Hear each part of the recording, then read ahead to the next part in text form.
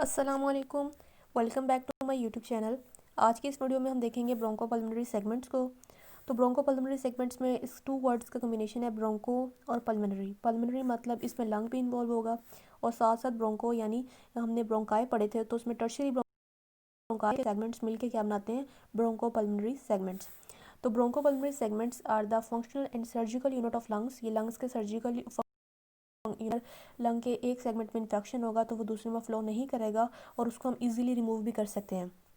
Each lobar bronchus या फिर secondary bronchus lung के हर लूप के पास जा रहा था और हमें पता था कि लंग 3 सेकेंडरी ब्रोंकाई थे, जबकि लेफ्ट लंग के 2 लूप्स थे तो उसके 2 सेकेंडरी ब्रोंकाई थे। तो उन्होंने फर्दर जाके ब्रांचेस दी थी जिनको हमने नाम दिया ब्रोंकाई का या फिर सेगमेंटल ब्रोंकाई का। तो हर सेगमेंटल ब्रोंकस जो है पास हो रही थी लंग लूप के इंडिपेंडेंट और फंक्शनली इंडिपेंडेंट यूनिट के पास। लंग यानी लंग लूप के स्ट्रक्चरली और फंक्शनली इंडिपेंडेंट यूनिट के पास जा रही थी। हर सेगमेंटल हमने नाम दिया है ब्रोंकोपल्मोनरी सेगमेंट्स का। तो कनेक्टिव टिश्यू और इसको बाउंड किया होता है कनेक्टिव टिश्यू की वॉल ने। अब हम देखते हैं ब्लड सप्लाई। तो एक पल्मोनरी ब्रांच जो है कंपनी करती है सेगमेंटल ब्रोंकस को। तो ये एक दिखाया हुआ है ब्रोंकोपल्मोनरी सेगमेंट, जिसमें ये एक लंग का सेगमेंट दिखाया है और लंग लूप का सेगमेंट, और ये हमारे पास एक सेगमेंटल ब्रोंकस दिखाया हुआ है जो कि हर इंडिपेंडेंट सेगमेंट के पास जा रहा है। तो इसके अलावा हमारे पास पल्मोनरी आर्टरी जो है वो साथ साथ उसके मूव करती है सेगमेंटल ब्रोंकस के। तो pulmonary artery accompany segmental bronchus. तो ये but the tributaries of the pulmonary vein run in the connectivity between the adjacent pulmonary bronchopulmonary segment. तो ये हमारे पास जो ब्लू कलर से दिखाई हुई है ये क्या है, पल्मोनरी वेन्स, जो कि इस और इसके ब्रांचेस यानी इसके ट्राइब्यूटरीज जो हैं वो कनेक्टिव टिश्यू में मूव करी हैं जो कि एडजेसेंट हैं। यहाँ पे हमारे पास कनेक्टिव टिश्यू होगा तो ये जो है ये मूव करी हैं कनेक्टिव टिश्यू में जो कि एडजेसेंट ब्रोंकोपल्मोनरी सेगमेंट। अब यहाँ लिखा हुआ है कि हर सेगमेंट की अपनी लिम्फेटिक वेसल्स होंगी और ऑटोनॉमिक नर्व सप्लाई होंगे। तो यहाँ हमारे पास एक ब्रोंकोपल्मोनरी सेगमेंट है तो उसकी देखिए ये ऑटोनॉमिक नर्व्स भी हैं और लिम्फेटिक वेसल्स भी हैं। तो हर इस तरह सेगमेंट की अपनी ऑटोनॉमिक नर्व सप्लाई भी होगी और लिम्फेटिक वेसल्स भी होंगी। अब हम देख लेंगे बेसिक्स क्या हैं ब्रोंकोपल्मोनरी सेगमेंट्स के।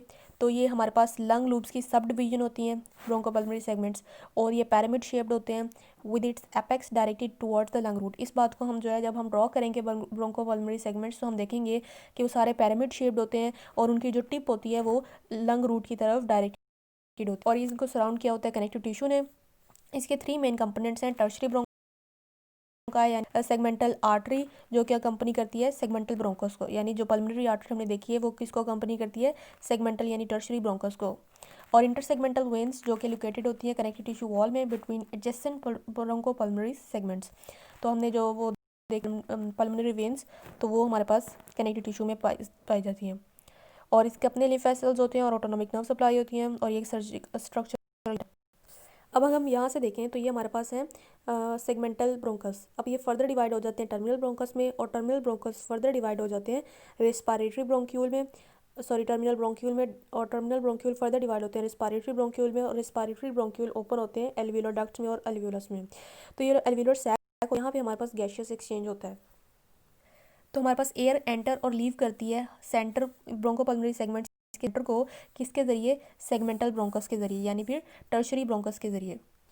तो इन टर्शरी ब्रोंकस के ज़रिए हमारे पास एयर अंदर मूव करेगी और यहाँ से लीव करेगी एयर।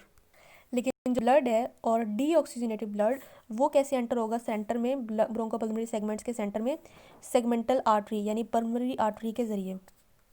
तो यहाँ से हमारे पास पल्मोनरी आर्टरी के ज़रिए डीऑक्सीजनेटेड ब्लड यानी ऑक्सीजन नहीं होगी वो एंटर होगा सेंटर में ब्रोंकोपल्मोनरी के, और फिर यहाँ पे एल्वियोलस में उस एल्वियोलर की सैक्स में जो पास गैशियस एक्सचेंज होगा यानी हमारे पास ऑक्सीजन जो है ब्लड में एंटर हो जाएगी और फिर वो ऑक्सीजनेटेड ब्लड जो होगा वो लीव करेगा ब्रोंकोपल्मोनरी सेगमेंट्स को इंटरसेगमेंटल वेन्स के ज़रिए जो कि हमारे पास लोकेटेड होंगी हर सेरिफरी यानी उसकी बाउंड्री पे, और वो फिर वेन्स जो होंगी वो ओपन हो जाएंगी पल्मोनरी वेन में और पल्मोनरी वेन से फिर ब्लड जो है ऑक्सीजनेटेड ब्लड जो है वो रिमूव करेगा। अब हम ड्रॉ करेंगे ब्रोंकोपल्मोनरी सेगमेंट्स।